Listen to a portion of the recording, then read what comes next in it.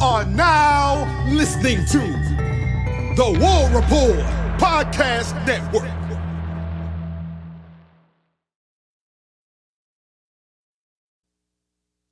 Well, Sooner fans, it was a tough Week 7. The number 1 Texas Longhorns, projected to probably stay there at number 1.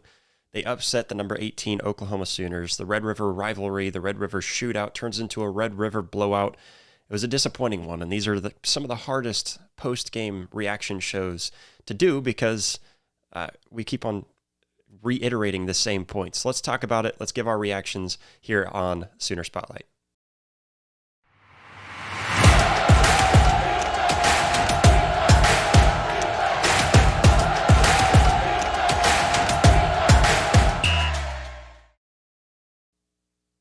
Sooner Nation, welcome into another edition of Sooner Spotlight. Not a very fun one, as we have to discuss a pretty tough loss against the Texas Longhorns, the Red River rivalry, Red River shootout. Like I said, turned into a blowout. Absolutely just dominated by the Texas Longhorns. And I will start off by saying this. I don't think I was wrong about the Texas Longhorns really anywhere. Maybe one, and I'll bring that up throughout the show, I'm sure. But really just their preparation and their readiness for this game. I don't think I was wrong about the Texas Longhorns at all. I think I was wrong about what I expected from the Oklahoma Sooners, and specifically from the offensive side of the ball. But I think we're also letting the defense off just a little too easy on this, even though we let up, the Sooner defense let up 34 points against this Texas offense, who we should have been able to handle.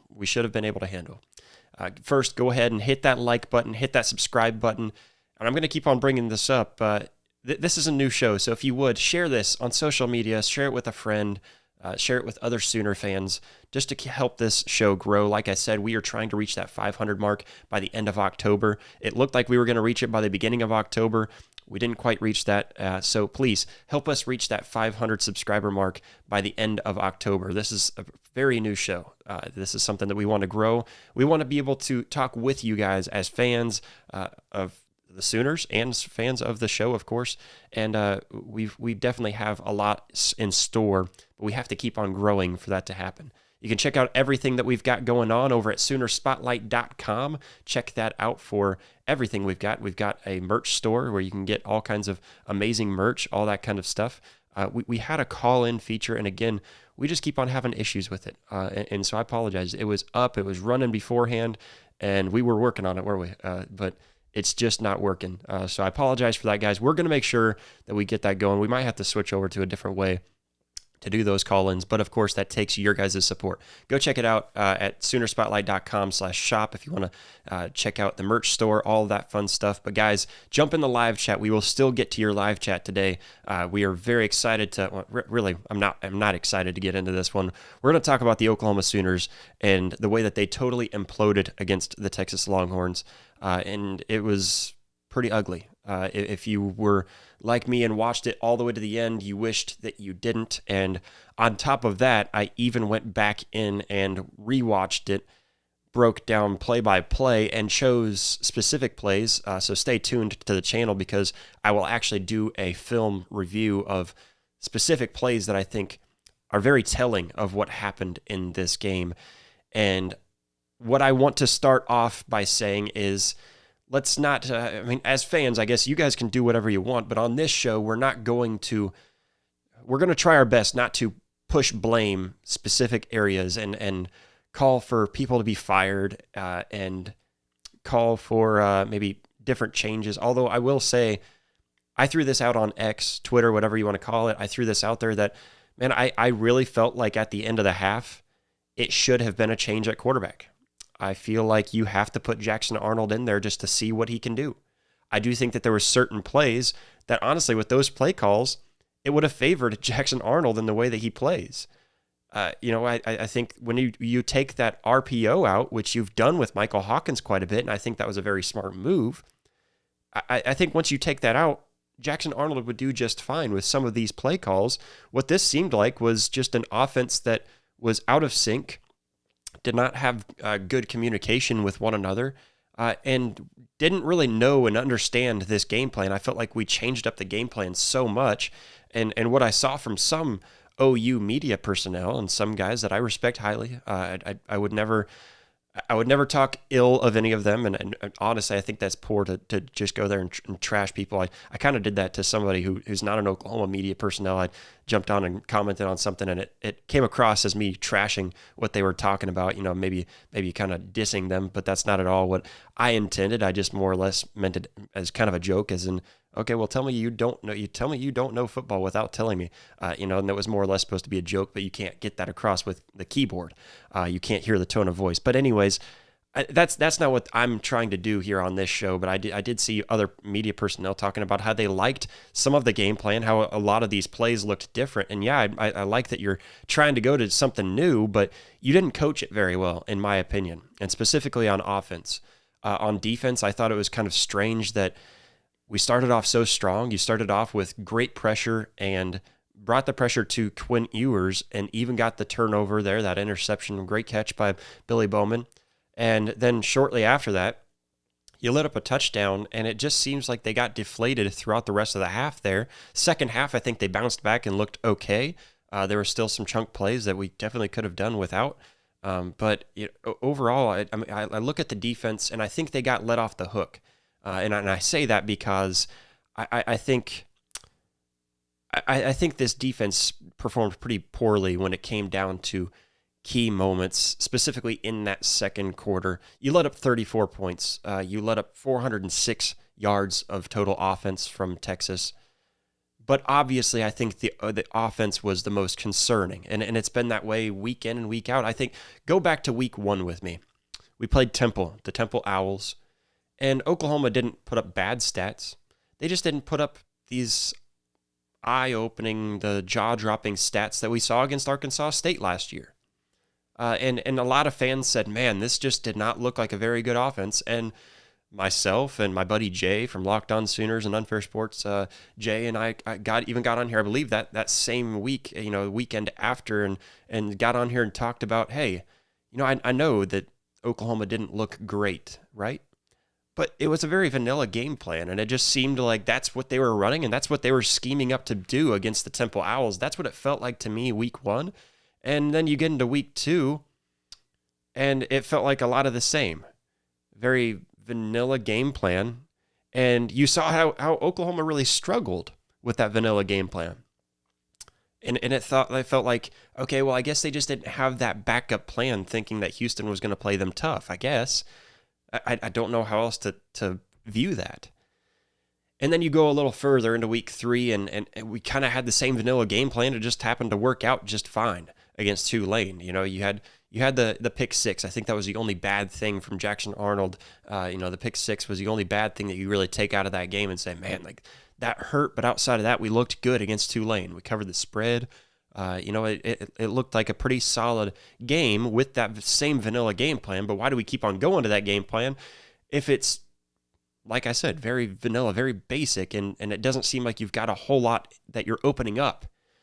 And on top of that, we kept on talking about the RPOs and how it just feels like, I've said this several times on this show, and I've said it outside of this show, I like the RPO offense, I really do. I like the RPO plays.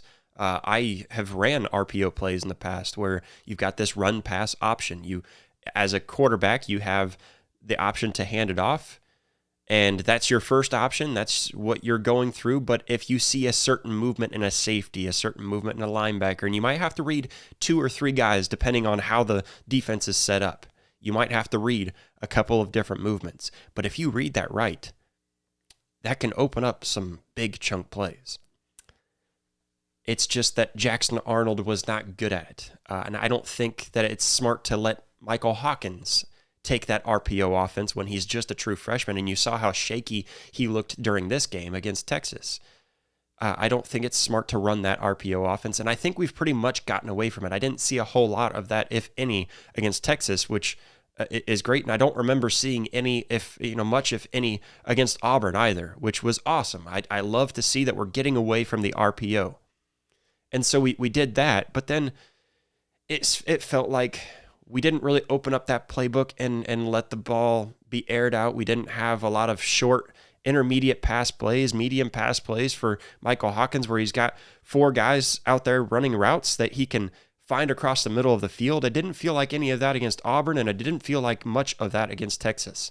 Like I said, I will have a play-by-play, not every play, but I will have a play-by-play breakdown of certain plays that I look at, that I see as just huge errors, whether it be a specific player or most of it just being play calling and how we're utilizing those plays, not necessarily the play calling, but the play scheme. I think the game plan was extremely poor against Texas.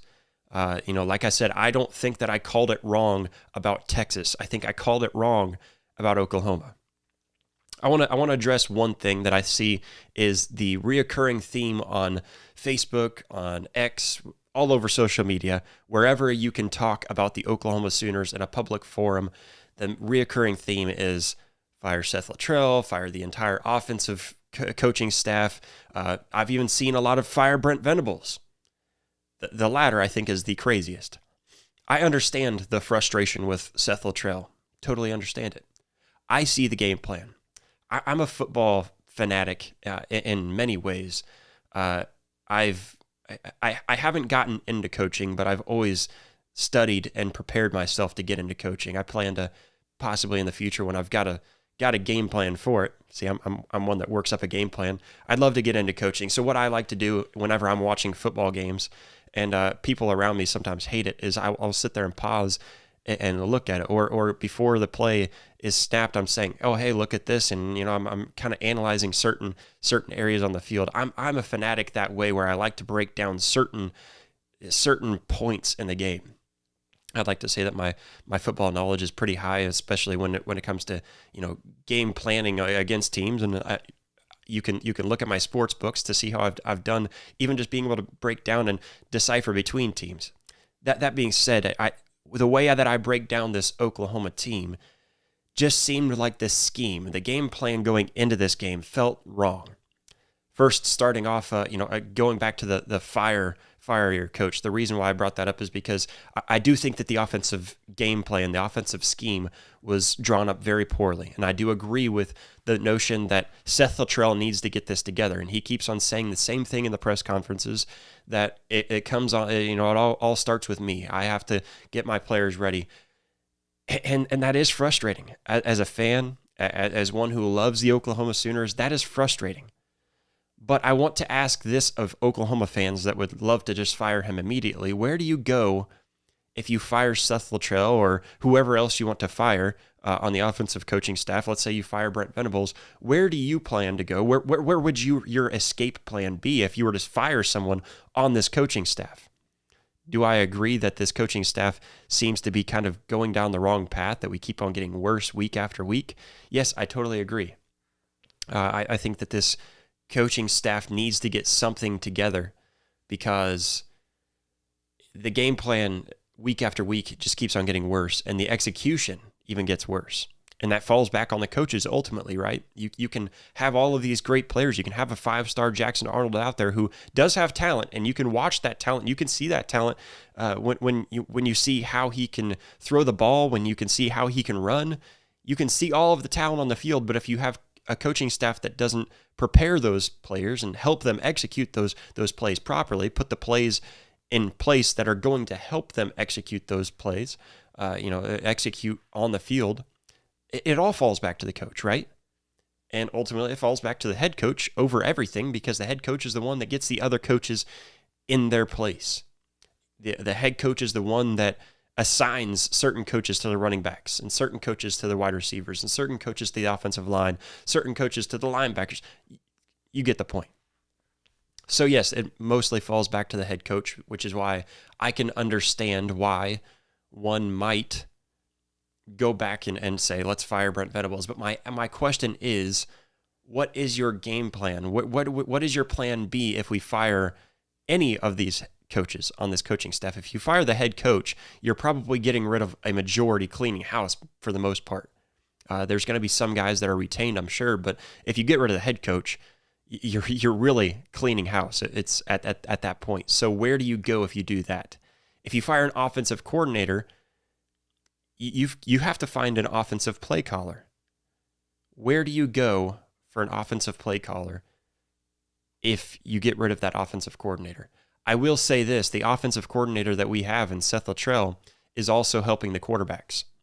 I think he's done a very poor job of preparing these quarterbacks. I never sat here and said that I think Jackson Arnold was doing a great job. I never said that I thought that Jackson Arnold was performing well. What I said was I don't see the fault coming back on Jackson Arnold, because when Jackson Arnold made mistakes, it was mistakes that if I'm put in that position as I'm going to make those mistakes too, because it's a tough decision to make. RPO plays are not easy to run. They're not easy. They're not easy for everyone. They're not made for everyone.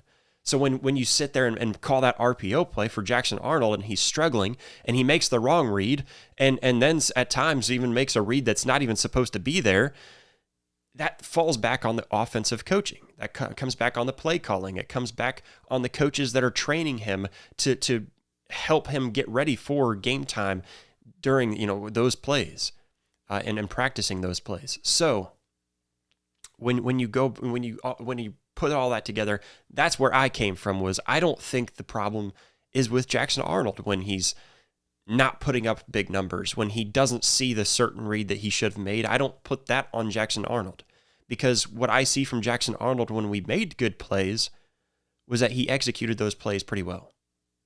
Now we go over to this Texas game, this Red River rivalry game, and this is something that, again, stay tuned, because I plan to have that out probably tomorrow morning, where I'm going to do a breakdown of specific plays where I think Michael Hawkins was given a bad game plan to start the game. I think there was a lot of plays, specifically those speed option plays, that were not performed well at all.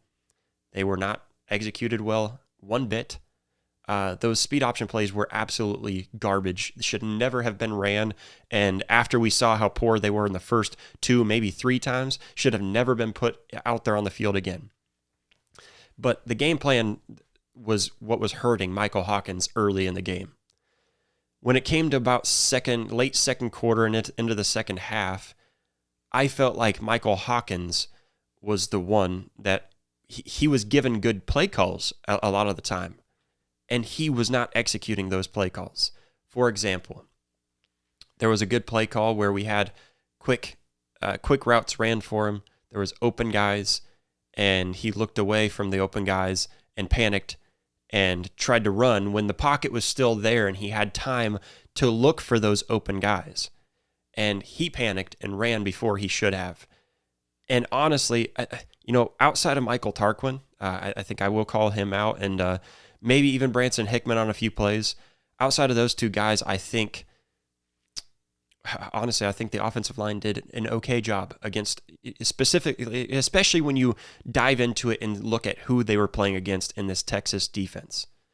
So I really don't think the offensive line, I know a lot of people want to blame the offensive line for what was going on here in this game, but I really don't think the offensive line did a terrible job. There was a lot of times where Michael Hawkins had quite a bit of time in the pocket, and he tried to run instead of just sitting there in the pocket. There was other times where he should have maybe tried to squeeze up into the pocket and make a play, and he looked away from that and tried to run and got himself into more trouble. Other times where I felt like he snapped the ball, and as soon as he got the ball in his hands, he tried rolling out on a play that wasn't designed for him to roll out and created pressure there, because what your offensive line might have been doing in that situation was pushing guys to the outside, and what did you just do? You put yourself on the outside. So I think there was a lot of things like that that came into this game that I feel like Oklahoma, the play calling hurt Michael Hawkins, but then at the same time, I think Michael Hawkins later on in the game might have also hurt himself. I just got where we do have a guest here with us today. Oh, maybe not. Okay. Well, we do have a guest that's planning to try to come on. We're going to see if we can get him on. We might be having technical difficulties. We'll see. But we have a guest that's actually a guy. His name is Spencer, a guy that I met on X, Twitter, whatever you want to call it.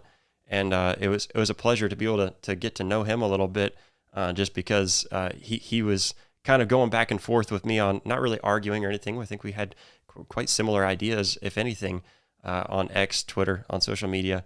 And so I'm going to go ahead and have him brought in. Spencer, can you hear me? Yeah, can you hear me? Yeah. What's going on, man? How you doing? Good. How are you? I'm doing all right, man. Sorry, having a No, it's meltdown all over good. here. Yeah, so I mean, like I said, we met on X, Twitter, whatever you want to call it, and it was kind of a good time. I think a couple of times where we've interacted with each other, been able to kind of chat on there. But I pride this show on being one that we don't talk at people, we talk with other fans, right? So I thought what better way to interact with other fans and get you on. I mean, because I think you brought up some very similar points that I did, and what I was just talking about too is it felt like Michael Hawkins early in the game specifically, I felt like Michael Hawkins wasn't performing well, but a lot of that to me, and I feel like you had very similar points, was just the fact that it didn't seem like the game plan, the game scheme was really set to help him succeed. Yeah, no, I mean, completely agree with you. We kind of talked about Hawkins did himself no favors either. I mean, missing, like it seemed like when we did have the scheme correct or like had a call correct, he missed something. Like I think we talked about like he missed a wheel or something down the Yeah, left side where the bat kind of slipped out the back, and there's little things he missed. And then I mean, obviously his mistakes, throwing it away on. I mean, I don't know if you said this, but I think a mistake is like that fourth down play. Yeah, we probably don't have anybody open, but give ourselves like a 50-50 chance to at least catch a ball instead of throw it out of bounds. yeah, Um, yeah, I mean, and something I that don't know. I felt overall. Sorry, go ahead. yeah, I was just saying that something that I think with that fourth down play too. I think what a lot of fans might not realize is like, well, yeah, I mean, what are you supposed to do? But you're right. Give yourself a 50-50 ball, and if they intercept it, that's kind of like a miniature punt there.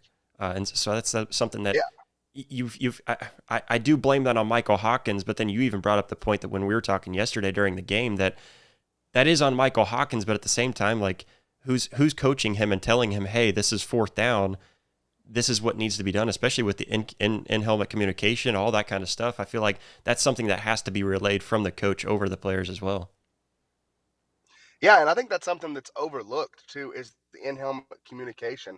I'm sure obviously it's Red River and it's Cotton Bowl, so it's loud. But either way, I mean, we went to Auburn and the communication wasn't a terrible thing. So, and I mean that's a completely away crowd, and so like the in-helmet communication, you'd think that Seth is like over the mic, hey, we got to keep this in play. This can't be a throw. I don't know. I don't know what he's saying in that situation. Obviously, I've never been in that spot, and it's easy to criticize from my spot. 'Cause I'm just a guy on the couch talking, but it just seems like we're so out of sync everywhere from QB, whether it's from the OC to the QB or the OC to the offense. It just seems like it's all out of whack, and it's the first time in a this offense feels like what the Alex Grinch defense felt like. It just like we're missing whether it's key, just simple plays. I don't know. It just feels like everything's kind of out of whack, and it reminds me of Alex Grinch's defenses. Everything out of whack. Yeah, and I like that comparison quite a bit too because you look back at what Alex Grinch's defenses had too. They had playmakers and they even had depth, and still it just felt like like you had guys looking back at guys like Kenneth Murray and guys like DJ Graham and you had studs on that Alex Grinch defense that like they stood out and they looked really good and they were speedy guys. They were guys that could be all over the field, but it was just the schematics and it was overall just kind of just all over the place where it felt like guys were never in complete communication, weren't really coached well to be put in that situation. Which I guess let's jump over to the defensive side of the ball because I know you and I talked quite a bit about the offense. It felt like kind of revolving around Michael Hawkins, but something we didn't talk about was the defense. I feel like a lot of people blaming the offense so much they forget about the fact that the defense really didn't play a great game either. A lot of, specifically in that second quarter, a lot of missed tackles. Of course, we can complain about the block in the back all we want, but there was still missed tackles up to that point that had to be made, and it seemed like even kind of broken coverage. I know there was one time where we saw Robert Spears Jennings miss coverage, completely lose his guy in coverage, and then it ended up into a big play. What did you feel overall on the defensive side of the ball? I mean, I'm with you. I don't know necessarily if I feel on defense that we were as much unprepared as the offense. Yeah, Obviously, I mean, through the first 3-4 possessions right there, you're talking about like, I mean, an overthrow pick, whatever, but like very good sound defense. There was one bust that Quinn Ewers kind of missed, but we're in the backfield causing pressure. I think causing him to overthink, obviously too. I mean, overall on the day, if you really look at it, we held them to 199 passing, 1 touchdown, and 1 interception. So like you'd think, oh man, if I told you before that game, or if anybody told me before that game, Quinn Ewers is going to throw for only 199 yards, 1 touchdown, and 1 interception, I automatically think Oklahoma wins that game Yeah. in my mind. Yeah, and especially with a And Steve then Sarkisian offense that's kind of built to pass to run rather than run to pass. Yeah, I'm right there with you. yeah, If you and a tell me team that, that's lacking running backs, a yeah, team that's lacking running back depth at all, and it seems like I don't know, we were in the right spots. That's what's crazy. I think Venables did a good job in terms of. I think most of the time there was some busts, like you said, Robert Spears Jennings and stuff like that. But if you go back and look, we're in the right spot. We're just not finishing the play. And the only guy I thought for the entire day on defense that played phenomenal, in my opinion, is the freshman Eli Bowen. yeah, Like, I think he is a superstar in the wings waiting to happen because it just seems like every time he's touched the field, he has been consistent, doesn't do not that he doesn't do wrong, but he doesn't mess up majorly. There's no bust from him so far. yeah, yeah. I think Eli Bowen was one. Kobe McKenzie was another that when he was on the field, I think he was probably the second highest grade, and it even felt like guys like Billy Bowman. Billy Bowman was really disappointing me in many different plays. I know early first quarter, and definitely keeping his guy, but there was one where in the first quarter, even I believe, where Quinn Ewers just missed his target, overthrew a guy, and it was because of Billy Bowman stepping out of position. And there was different things like that where even your big time playmakers just weren't doing well. I thought Carter Lewis slipped quite a few tackles that we saw, which was unlike him because he usually comes in like a heat seeking missile. It just felt like the preparedness was definitely there for the defense. They were prepared, they were ready, but it just felt almost as if the morale went down and the momentum changed over to Texas, and that kind of affected the defense, in my opinion. Yeah, I 100% agree. I think it affected the entire team. I don't know what it's like in that locker room, obviously, but whenever they would like pan to like the stream would like pan to like our coaches and it would show Venables and stuff.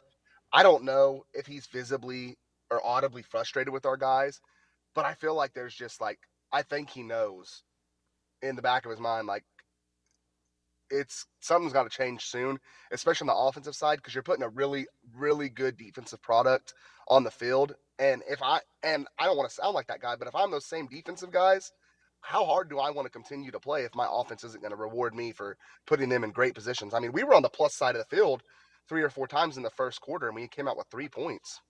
Yeah. That's game changing. Yeah, 14 plays across the 50-yard line in Texas territory, and like you said, only 3 points to show for it, and a lot of that again just felt like game plan. I mean, the sucky thing is, I think it was, and I had that pulled up too, and I took it away, but the overall game, the calls that were made were 30 run plays and 42 pass plays.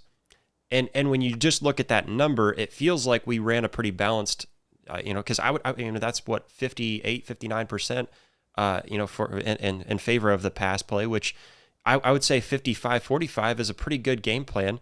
But against Texas, this really, you wanted to have it 55-45 the other way, where you were running the ball more consistently. And a big part of that run game was just the fact that there was definitely missed blocks. I feel like Michael Tarquin was a guy that I could call out and say that I think he missed quite a few of the big time blocks, specifically in that run game.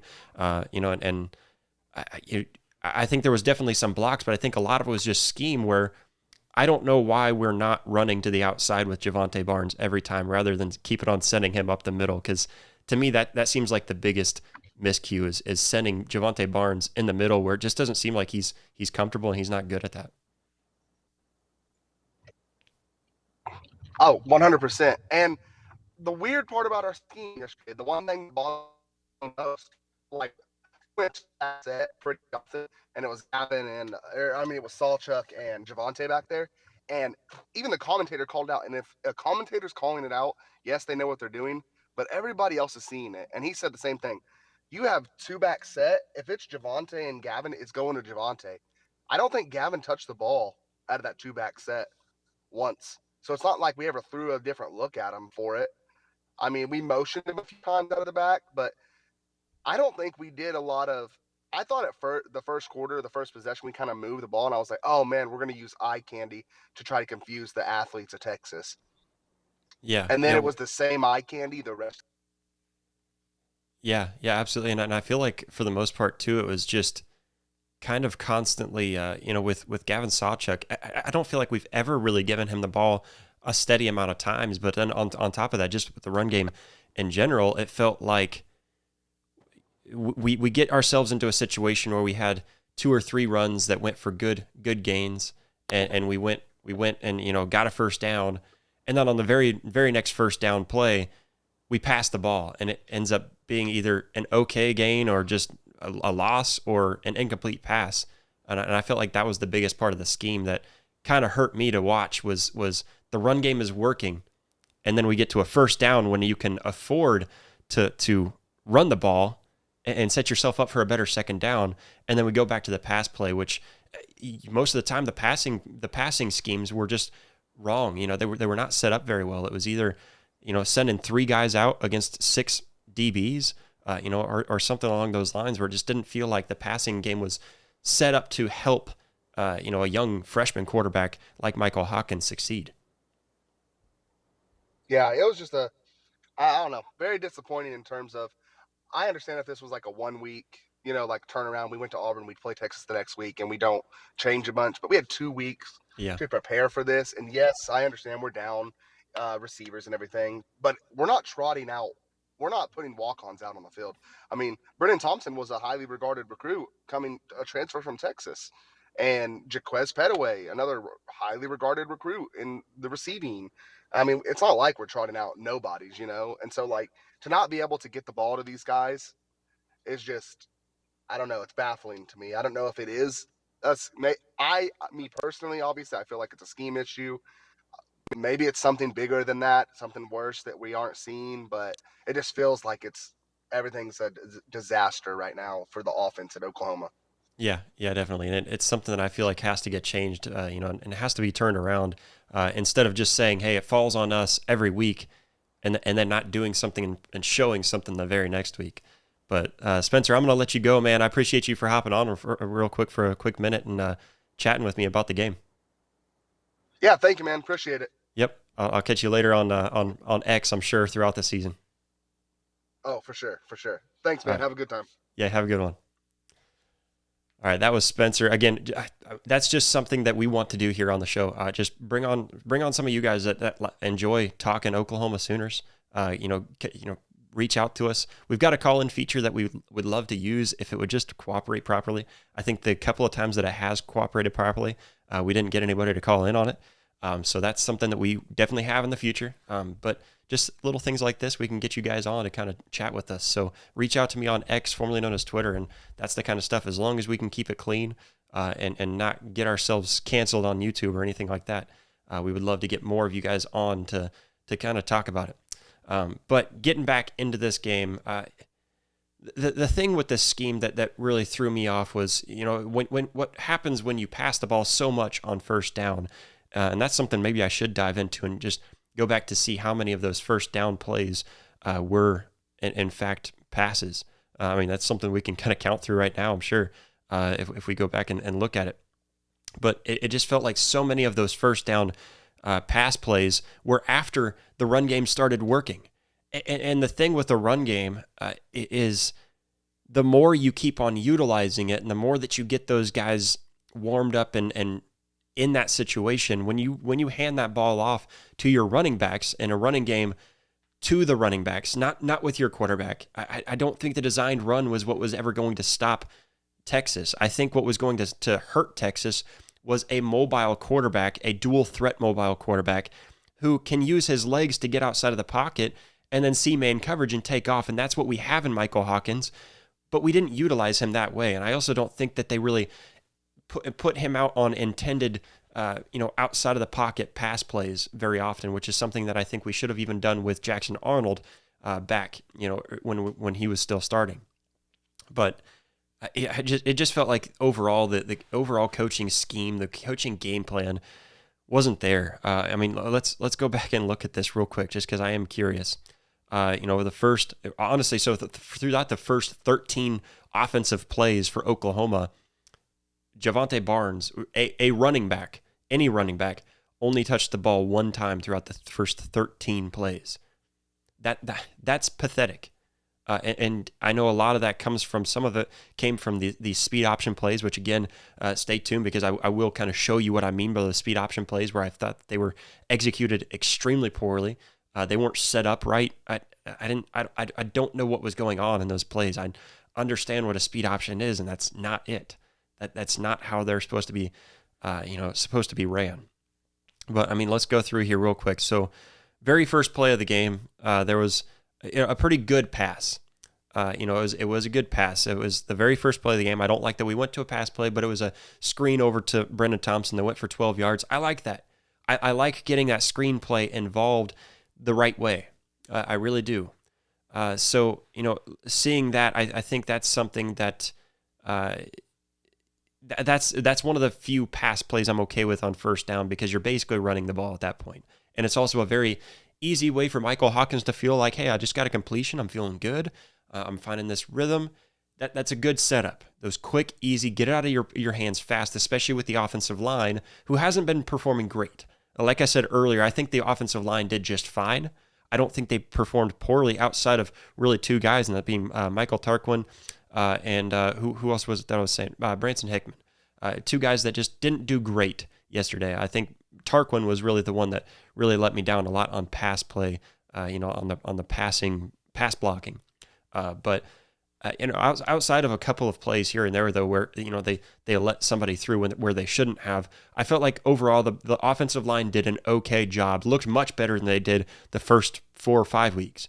So that's something that I'm willing to put out there. I don't think the offensive line did as bad as some people want to harp on them, but we had a pass play there on first down. Later on, let's see, we come down. There was another pass play incomplete on first down. That one just led to absolutely nothing and another punt. Both of those on plus territory on the Texas side of the field. There was another where it was a pass play called and Michael Hawkins has to run on first down. And then another where it's a pass play called and Michael Hawkins has to run. Another where it was a pass play on first down right after the running game was doing really well. We actually had, 12 yards on 3 plays on, so that you're averaging 4 yards a carry there on 3 plays in a row on run plays. And then you go back to the pass play and it does work barely just because of a kind of a broken play that Michael Hawkins performed well in, but still just the fact that I just don't like this, and so anyways, I'll break that down. Maybe that'll be something that I'll include for some of the stats, though. I just saw a lot of that where the run play starts to work, and then you pass the ball on first down. I'm going to get over to the chat real quick, kind of dive through here. I know some of you guys were jumping in the chat. Guys, feel free, jump in the chat. I would love to read through the chat and see what you guys got to say about this game. It was a tough game, so let's go through it together. Steve said they knew they were going to get slapped. Yeah, I mean, it sure felt that way. It sure felt like it, man, yeah, it felt a lot like the 49-0 with less excuses. The top 5 wide receivers being out does not affect this game. It doesn't. It didn't affect this game. I don't think it really affected the game at all. So the fact that we did that, I don't know. This hurt worse than the 49-0 because without your starting quarterback, it hurt because without Dylan Gabriel, there was nothing to go to, and it was pretty evident because they didn't trust in Davis Bevel to throw the ball, which I didn't either. I'm glad that they didn't. But then we didn't even trust Nick Evers to come in, which was a little questionable to me in that 49-0 game. So there was at least a good excuse for why we ended up getting blown out 49-0, and it was just because, hey, we didn't want to risk anything. This game wasn't worth it. I don't know what your excuse, what it all boils down to, but the 49-0 seemed like there was a better excuse than this one. Mars says, Boomer, Sooner, right back at you, man. I don't care that we lost. We're still going to be bleeding crimson till the day we die. So, I mean, Let's get through this together, guys. And then he says, looks like a high school offense, or looked like a high school offense. Yeah, I mean, it really did. It was an offense that just that's actually perfect too. I mean, I honestly would say it looked more like a junior high offense that goes out there and they didn't really know what to do. I mean, I felt like when there was a good game plan, and we talked about this, when there was a good game plan, a good play call, it was performed like a junior high team, where they go out there and they're running around with like the little giants. Blow the whistle, ref! Blow the whistle, ref! It didn't make any sense to me. Steve says 5 sacks, pretty bad. Yeah, I mean 5 sacks, but I mean a lot of those sacks. If you go back and look at some of those sacks, most of those sacks came from Michael Hawkins creating pressure on himself, and that's what was frustrating about it. Or at times where he could have easily just thrown the ball away or found an open receiver many times and didn't go through his progressions and ended up taking a sack. And even to that point, Steve even says, why didn't they give Arnold a shot? Is he really that bad? No, he's not that bad. And honestly, with this game plan, with these play calls, I think Jackson Arnold would have performed much better. This didn't look like, even though there was a lot of the game scheme, like I'm saying, that was poor, I felt like the execution was also poor, which again, I feel like I'm picking on Michael Hawkins a lot.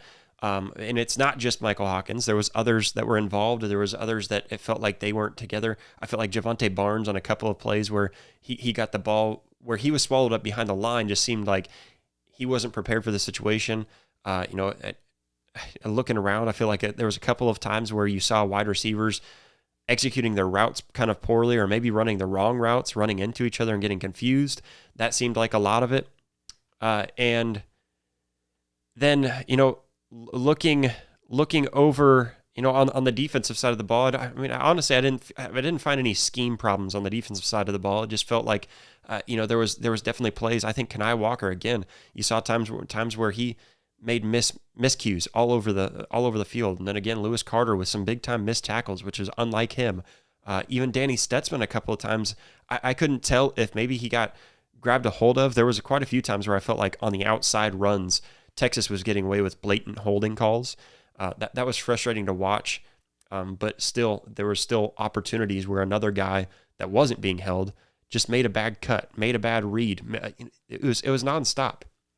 Billy Bowman was kind of the same way, I felt like. And those are guys that I don't mind calling out one bit on the defensive side of the ball specifically, and Billy Bowman and Danny Stutzman, because they're harder on themselves than I will ever be. And I'm not doing this to cut any guys down. I think I'm supporting every single player on that team, every single coach on that team. That's what I do as a fan. I'm here to support this team because I want this team to win. I don't care who it is calling the plays. I don't care who it is executing the plays. I just want them to win. So I'm gonna support them. I'm not trying to cut down any of those players, but Jackson Arnold would have performed with some of those play calls. I think he would have performed much better because, again, I go back to the point that I think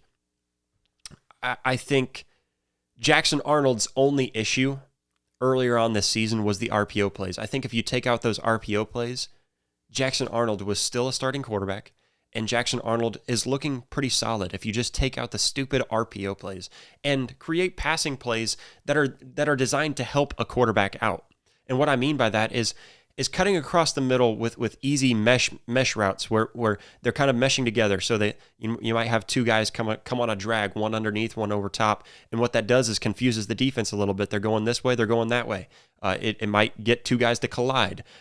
In some ways, you can kind of set a little bit of a screen that way if you're smart about it, and maybe chip a defensive player and get him off his footing. Little things like that. That's an easy way to get a quarterback into an easy rhythm. A quick little running back hitch route, which I thought we actually did quite a bit with Javonte Barnes specifically, and even a couple of times with Gavin Sawchuk, I believe, where Michael Hawkins just wasn't seeing it. I think Jackson Arnold sees those more often. He's very good at looking through his progressions and looking around the field to see an open guy. He's just not good at these option plays. And so I feel like you had to go...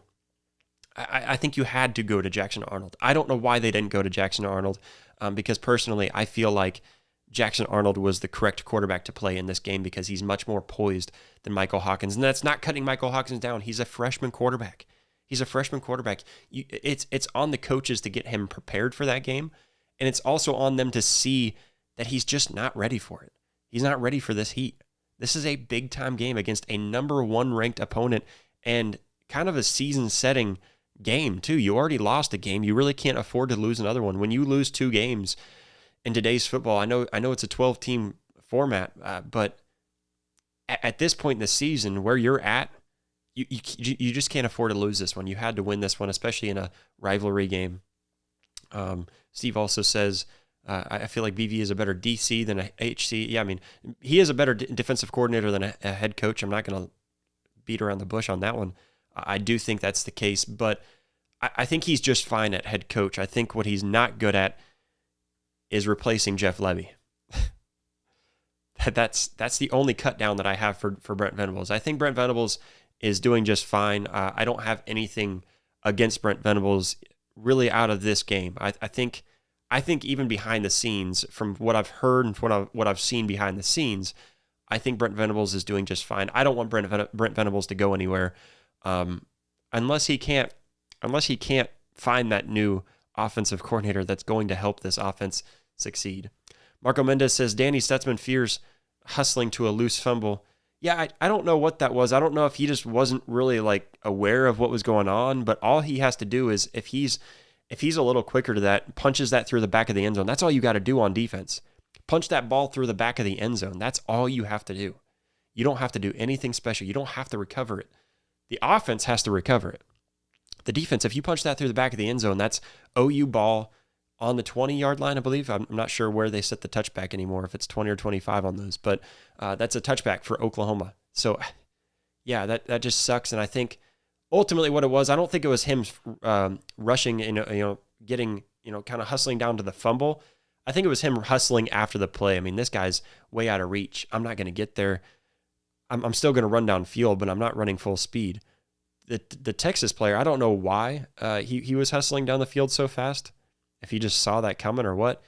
But the fact that he was running down there, I mean, it just goes to show you hustle through the end of the play. That's definitely something Danny Stutzman wants back, I'm sure. And there's other players, too, that I think gave up on the play, where at least Danny Stutzman was down there, and he was the first guy with an opportunity to get to the ball. But, yeah, I mean, I do agree. I feel like if Danny Stutzman would have just been a little bit quicker, and that's hard. That's hard to throw him under the bus for that. But, if he's just a little bit quicker, that's Oklahoma ball. And that did feel like a complete momentum swing. It went from big play, Oklahoma punches the ball out, we've got a chance, and we just had that chance taken away and turned. It felt like a turnover, like a scoop and score basically for Texas is how that felt, like just a gut punch where, man, they just scored off of a play where we could have capitalized. So that sucks. Let's see. Let's kind of go through. Walker needs to come off the bench. Walker needs to come off the bench. Which Walker? I'm trying to think. Kanai Walker. I'm trying to think of what other Walker. If you can throw that in there for me. Which Walker are you talking about? Because I'm trying to think off the top of my head. I can't think of any Walkers. If you're thinking Tawee Walker, he's not here anymore. He needs to come back from Wisconsin, come back to OU. That was one thing that I was thinking yesterday was, man, like, I don't know why we let that guy go. I don't know why we didn't press really hard to keep him around. I don't know what it would have taken.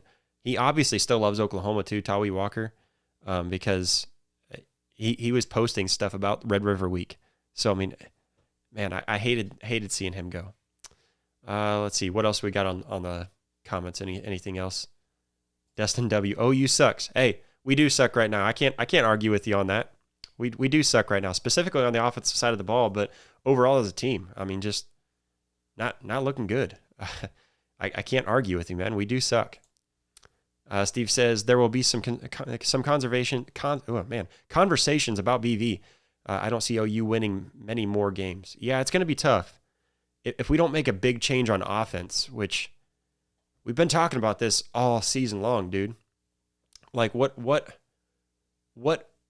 changes What changes have we made on offense? I don't think we've made a single change on offense other than we finally took out some of the RPO plays. So, I mean, that's good, I guess.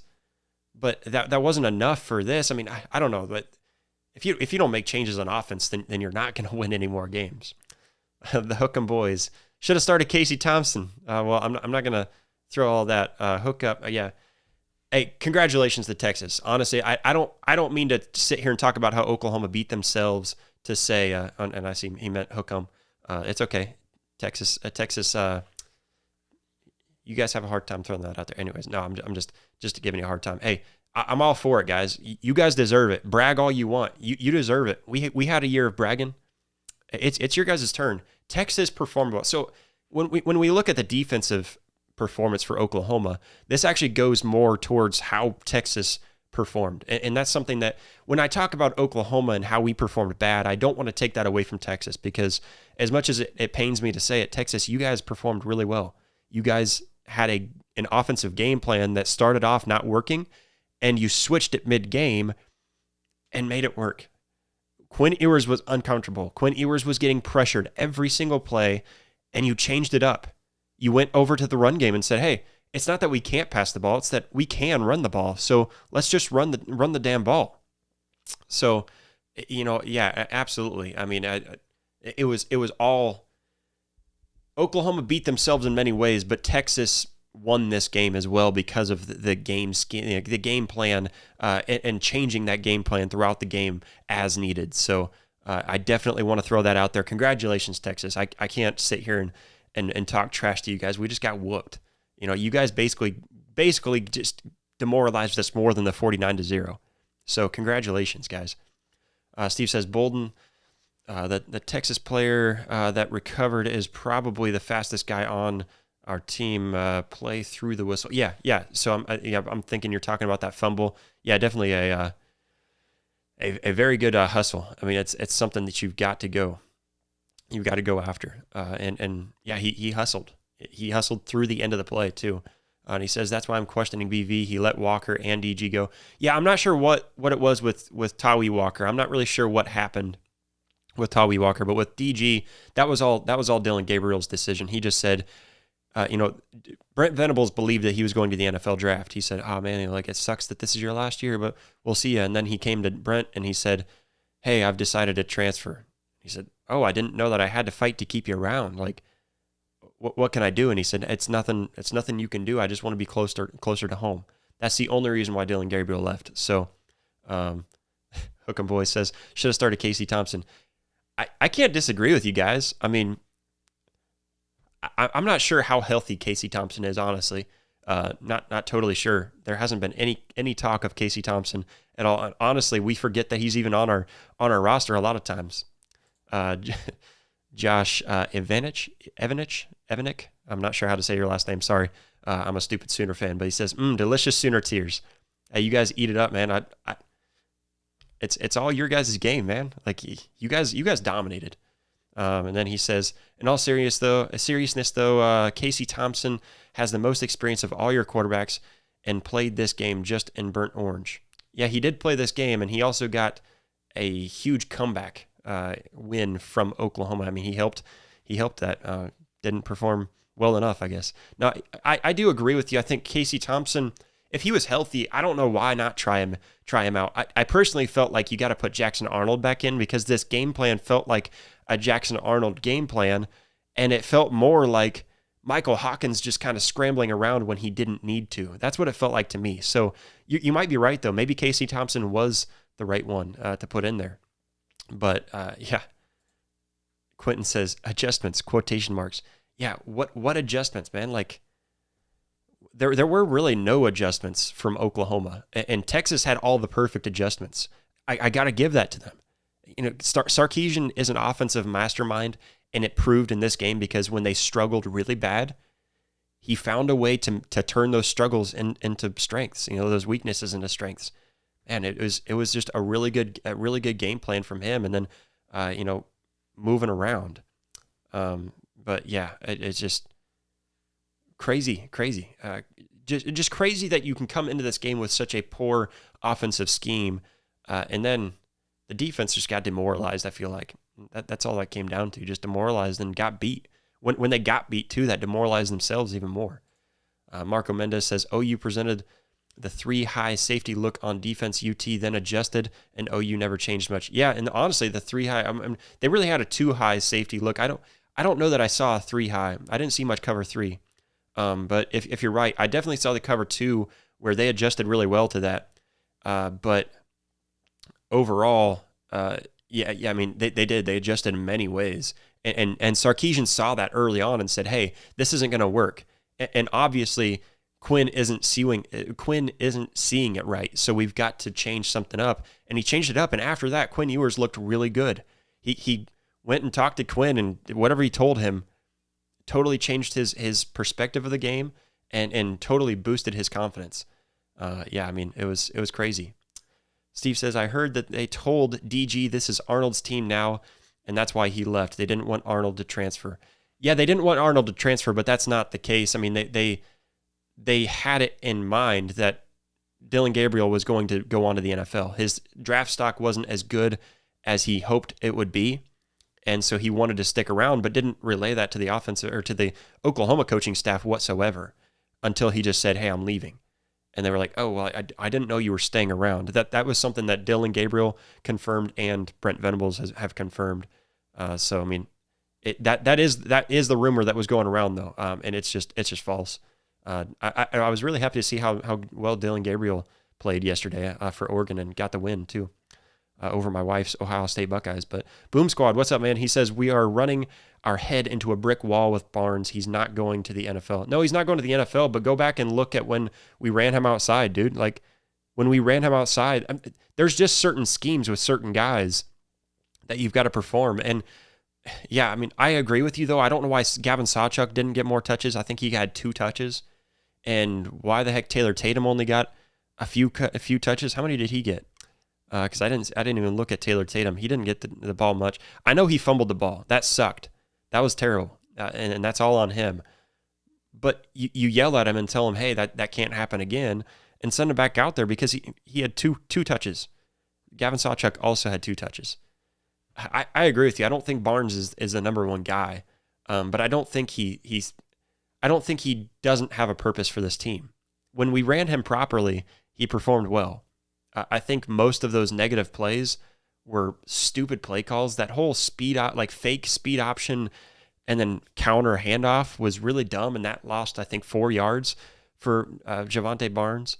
But yeah, I mean, I don't agree with you, or I don't disagree with you, Boom Squad. I don't disagree with you for the fact that we're using Barnes the wrong way. I think he's a good back, and he's got his position. You know, he's got his strengths, and we're not using his strengths. That's the biggest frustration, is that you're not using your players, your key playmakers, in the way that they're going to succeed the most. I guess I'm kind of at a loss for words because I keep on kind of repeating myself throughout the season. YGGYD, just QB run up the gut and off tackle handoff out of the gun. That was the whole offensive start to finish, pretty much. No, a lot of it. I mean, yeah, you're not wrong. QB run, but I feel like a lot of the QB runs, most of the. I mean, let's see.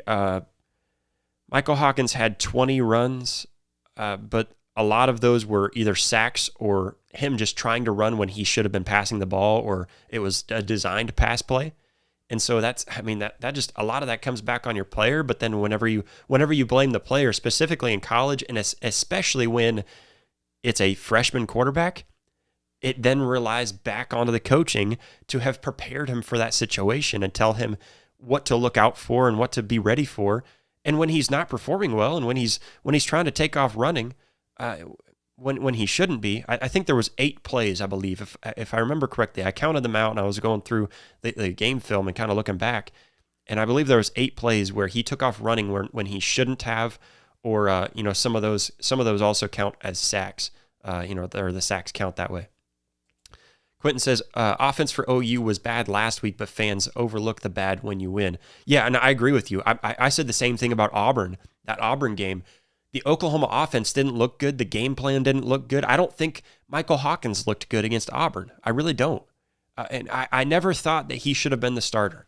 I understood putting him in for Tennessee game and finish out the game because Jackson Arnold just wasn't it. You had to make that switch.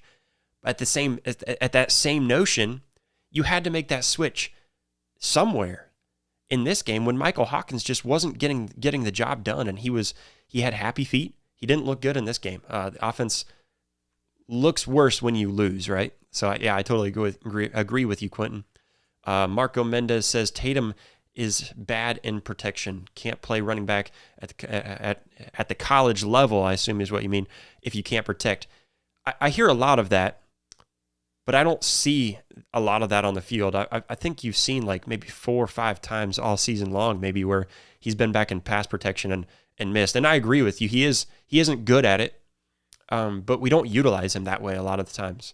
Most of the time, it's a check and go out. I mean, what he's bad about is with those checks. If you're supposed to pick up the block, you've got to stick to the block and you just don't go on your route. But I think he has it set in his mind that I check and then run out on the route, and he just goes automatically default to the route. Got to get a quick swig real quick. What else we got here? Boom Squad says he hasn't done anything to take carries away from Sawchuk. He led the team in rushing last year. Yeah. Why is Sawchuk only getting the ball 2 times, dude? Excuse me. Sorry.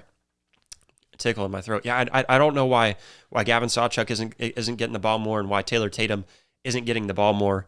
Why do we not have a Barnes Tatum double backfield and Sawchuk is the main back? That's what makes most sense to me, because Gavin Sawchuk is probably the best heads-up player. He's got the most football IQ out of all 3 of these running backs that we're talking about. He's the smartest player. I mean, everything I see from Gavin Sawchuk tells me that he should be your main back that you're relying on in pass coverage, and then out into, because he actually picked up some really good pass coverage blocks, and then even on those checks that I'm talking about with Taylor Tatum, he did a really good job a couple of times at getting open off of those checks. So, it doesn't make any sense to me, man. I'm right there with you, Boom Squad. I don't think I ever disagreed with you. It's just we had a difference in the way that we were looking at it, where I still think Barnes deserves a spot on this team, but he doesn't deserve 7 times the amount of carries that Gavin Sawchuk gets. That doesn't make any sense to me at all. What else we got in the comments here? Mars says, Dustin, Oklahoma has 7 national championships, 7 Heisman winners, 50 conference titles. Yeah, so we don't suck overall, right? And then he also says, Kenai. Okay, so you responded to me. Kenai Walker. Do you mean like we should keep him on the bench? Because that's where I think he belongs. Kenai Walker, he doesn't perform well. Eli Bowen and Woody Washington are the best cornerbacks right now. Des Malone is on and off again. I don't know. I just feel like there was a lot of inconsistency at that position where we're so deep too. Going back to Steve, he says Mars Jams, they do, but one bad hire can change the program's direction. Not sure. I'm losing it from where we're at in the conversation there. So let's move on. Quentin says once he switched to Hawkins, there was no going back. Brent screwed that up. I agree with you. I agree with you, because I think you can switch to Hawkins mid-game, but once you switch to him as a starter, it does make it difficult to go back. I totally agree with you, Quentin. I just think, I think you put that in, and Jackson Arnold is preparing himself. You can tell when he's on the sidelines, he's zoned in, he's ready to go. And so that's frustrating. Like, why, I don't know. That whole situation doesn't make any sense. Steven says, you can't handle Texas. We can't handle Texas this year, man. I agree with you. Yeah, man, it's a frustrating game because we should have been able to hang in there with Texas. I never believed that we were going to beat Texas outside of my fandom, my homer bias. I never believed we were going to beat Texas, but I didn't think we were going to get killed by 31 points, guys.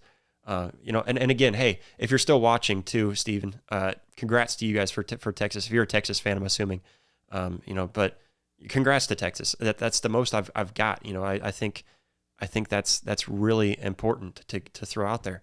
I think a lot of what I'm going to say and what a lot of Oklahoma personnel are going to say and what other people are going to talk about, it's going to take away from Texas, and that's not at all what I'm trying to do. I think Texas performed a really good game plan, and they're absolutely, after Ohio State losing, they're absolutely number one team in the nation. I think they were tied at number one for Ohio State, in my opinion. If anything, I think Ohio State had the upper edge before yesterday. Now that Ohio State lost, and a tough loss too, but now that Ohio State lost, I think Texas is number one. So congrats to you guys.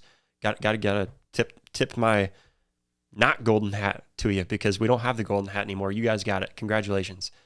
Zias B. Lou says Hicks is for sure gone after the season after seeing X. Rob get reps BF after. Sorry, I'm having a hard time losing this. After that last drive. Okay. Yeah, I mean, I don't know why Hicks would stick around, because I don't know why we haven't given him the ball. And I'm sorry too, I'm having a hard time reading my small screen. That's something that we need to upgrade. We need to upgrade the screen so I can read the comments a little better. But yeah, I mean, I think I don't know why we don't put Hicks in there and give him a shot, give him a touch, something. Zias also says, my money is on Jackson Arnold going to Mississippi State with Lubby, Miami after they're done with Ward this year, Ole Miss after Dart is done this year, or Oregon after DG leaves this year. Those are all some pretty good predictions. I wouldn't discount him or discredit him going over to Ole Miss or not Ole Miss, but Ole Miss would make sense maybe.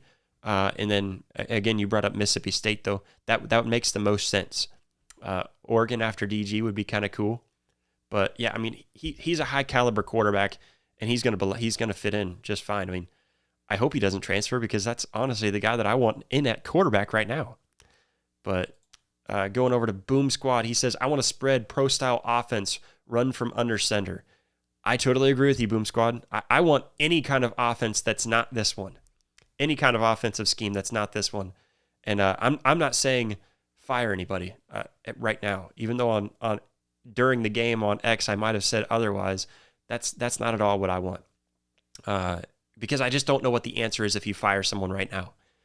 We can evaluate that at the end of the season for sure. I think at this point you've got to try to fix what you've got going.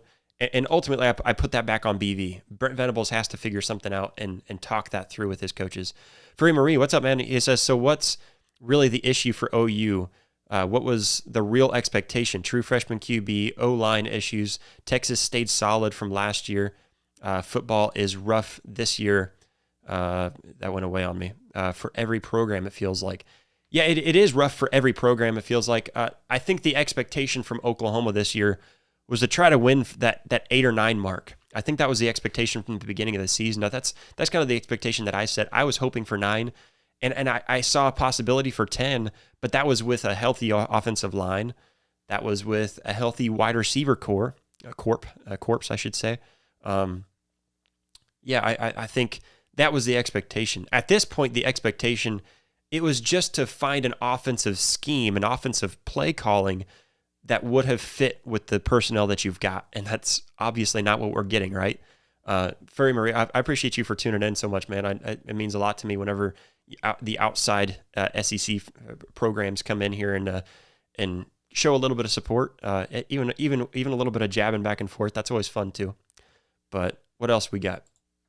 Zaya says, Brendan Marion, UNLV OC is who I want. I 100% agree. That's the top of my list, and I believe he's a Tulsa guy. So top of my list for sure. If we're going to talk shopping around, that would be the top of my list.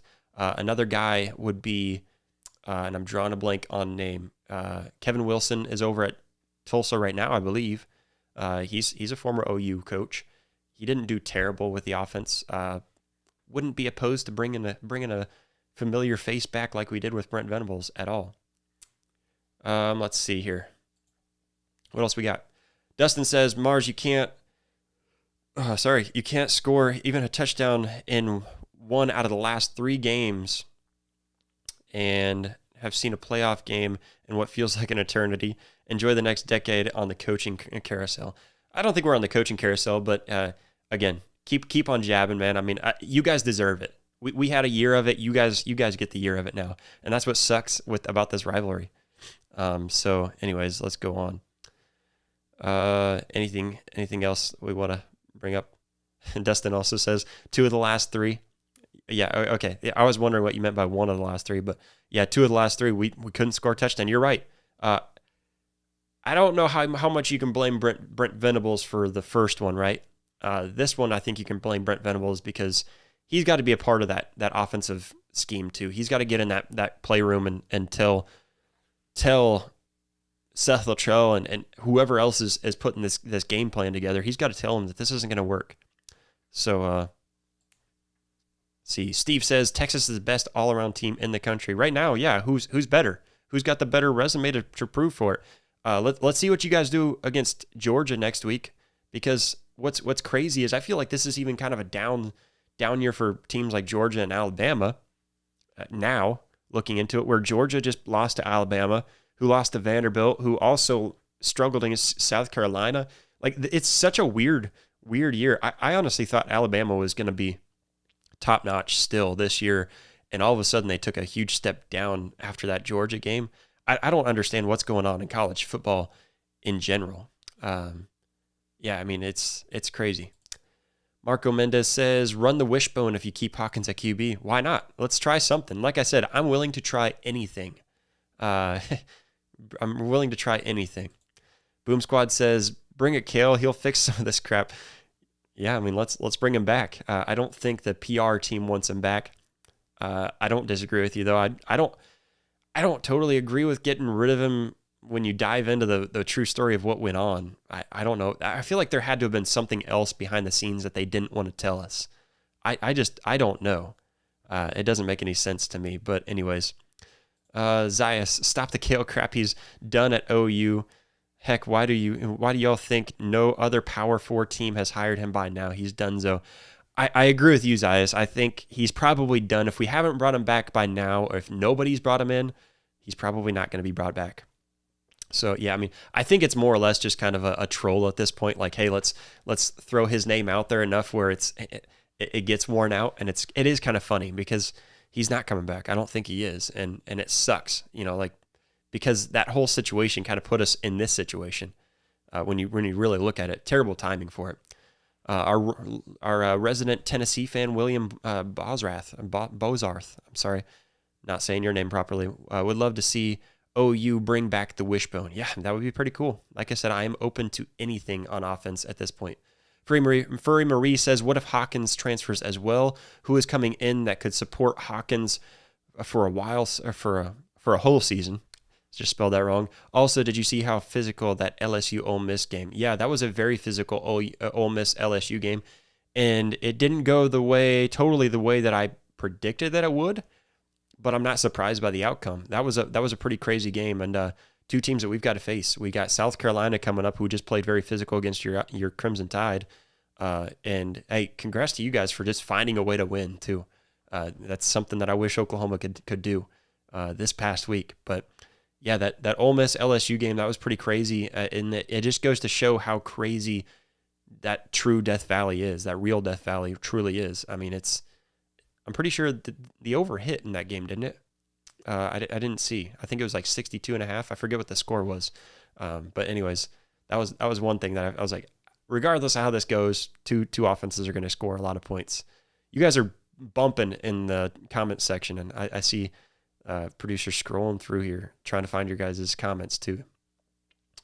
How physical that LSU Ole Miss game was, and OU has to face both of them. Yeah. I mean, to kind of continue off of what you just said, yeah, we do have to face both of them. So we've got South Carolina, who looks tougher than we had predicted in the beginning of the season. We've got Alabama coming up, and then LSU at the end of the season. I should be down in Baton Rouge for that game too, so looking forward to it. But I mean, maybe not so much. But maybe if we can figure something out on offense, but we keep on saying that week after week. So at this point, we're just hoping for a 7-win, 8-win season at this point, right? I don't really know what else to expect. I really don't. I mean, you're staring down the barrel at a 6-6, 7-5 season, honestly. Let's pull this up, because I think we should be able to beat South Carolina at home. I don't know why you couldn't. And then, of course, Maine. I think we beat Missouri. But again, who knows? Because Oklahoma sucks right now. Let's be honest. If you win 3 more games, I see 3 more that we can win. So I mean, honestly, we're looking at like a 6-win season. That's just how terrible this season has gone for us. Miguel says, need to stay away from that OU/Stoops coaching tree going forward.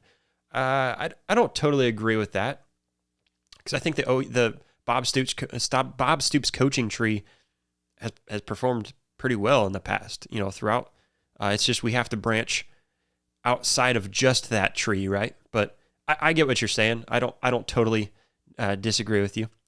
William says, welcome to the SEC, LOL, one big dysfunctional family. Yeah, man, it's a huge dysfunctional family. And I want to ask you guys something I was asking some of my SEC friends from the War Report. Who do you think benefits the most from the SEC's just crazy down year? I mean, I would say this is a down year for the SEC, right? Maybe not necessarily a down year, but just like you said, maybe a dysfunctional year, just a really crazy year. Because honestly, I was talking about it. I was like, I feel like Texas A&M might benefit. Texas definitely benefits. Looking through, Vanderbilt was one that was thrown in there. That's kind of funny. I'm trying to think of who else I was thinking of that might benefit from this year. But specifically outside of the SEC, the Big Ten is benefiting big time, because the Big Ten is looking like the dominant conference right now. So, yeah, I mean, it's crazy year. I mean, this is really crazy. Going back to Zayas, he says there's no way Hawkins and Jackson Arnold both transfer. One might, but no way you lose both of them unless the seasons goes so bad that they lose to even Maine, or even lose to Maine. Yeah, I agree with you. I don't think both of them do, but I guess I didn't answer that. Who do you have coming in? We've got other guys coming in. I don't have the recruiting up in front of me right now. I don't dive so far into recruiting myself personally, and so I forget some of the recruits coming in. But we've got some recruits. We've got some guys, in the back. I'm not too worried about bringing in a quarterback to a brand like Oklahoma at this point. Not right now. I'm not. But man, the comparison to Nebraska is starting to become truer and truer as we get further along, isn't it? And that's scary to say, but hopefully we can turn things around somewhere, some way, somehow. And this is what Oklahoma does, right? We have a down year, we bounce back. So hopefully that's it. Steve says, if OU has a losing season, is BV on the hot seat? No, I don't think he's on the hot seat. Not after one bad season here, because we just had a 10-win season, and this season's your first season. It's kind of a test season, trial run in the SEC. Figure it out and bounce back next season. If you have a bad season next season, you're on the hot seat. I don't know if we're talking about firing you next season, but you're on the hot seat for sure. You do another season like this one after that, yeah, for sure. For sure. Zai says, I love OU, but I'm just being realistic. Offensive staff has to go, excluding maybe Emmett Jones due to his Texas region recruiting ties. Yeah, and honestly, Emmett Jones is doing everything that he really can do, right? He's got great depth. And I don't think the wide receiver depth, the wide receiver injuries plays into this loss one bit. I don't see that one bit into this loss. I don't see how you do that. So yeah, I mean, it's crazy. Frey Marie says, down year? Yeah, it's down year for Oklahoma, that's for sure. Big time down year. But SEC is kind of a down, maybe not a down year. It's just a crazy year, right? It's all kind of crazy. Anyways, anything else we need to get to in the chat? No, nothing else. But okay, I guess one more got brought up. Frey Marie says, can't fire BV. Who is available? Give me the crazy stellar hire and the person you'd end up stuck with. That's honestly where I stand with firing an offensive coordinator midway through the season. What do you do at that point? If you fired Seth Luttrell right now, who do you go after? The reason why Oklahoma is struggling so bad on the offense right now is trying to recover after getting rid of Jeff Lebby, not getting rid of, but losing Jeff Lebby. That was one of the best offensive masterminds. Georgia saw that yesterday.